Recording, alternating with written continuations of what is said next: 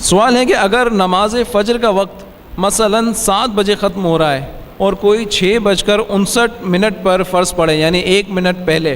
نماز شروع کرے اور 7 بجے تک ختم ہو، تو اس میں کیا حکم ہے؟ کہ باقی نمازوں کے لیے حکم تو یہ ہے کہ مثال کے طور پر ظہر آخر وقت میں پڑھ رہا تھا،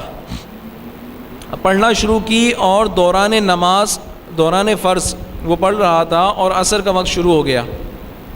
تو وہ نماز اس کی ادا ہوگی، قضا نہیں ہوگی۔ 2 رکعتیں اس کی ظہر کے وقت میں ہوئی، باقی 2 رکعتیں اس کی عصر کے وقت میں کنٹینیو ہوئی، وہ اس کی ادا ہوئی، قضا نہ ہوئی۔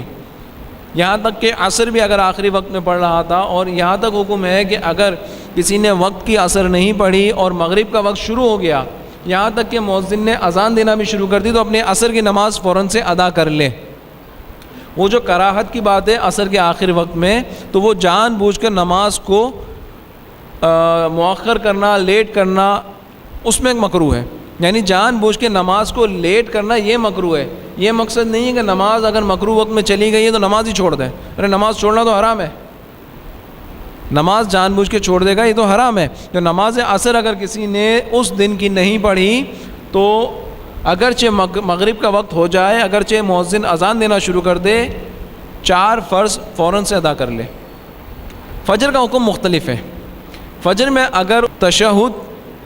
کی مقدار اس نے قعدہ اخیرہ ابھی نہیں کیا اور سورج طلوع آفتاب کا وقت ہو گیا، سورج طلوع ہو گیا، تو اس کی نماز فاسد ہو جائے گی۔ اب حکم اس کا یہ ہے کہ طلوع آفتاب کے 20 منٹ بعد کا وقت جو ہوتا ہے، جب اشراق چاش کا وقت ہوتا ہے، اس وقت یا ظہر سے پہلے اپنے فجر کے فرائض جو 2 رکعت فرض ہیں ان کو قضا کر لے۔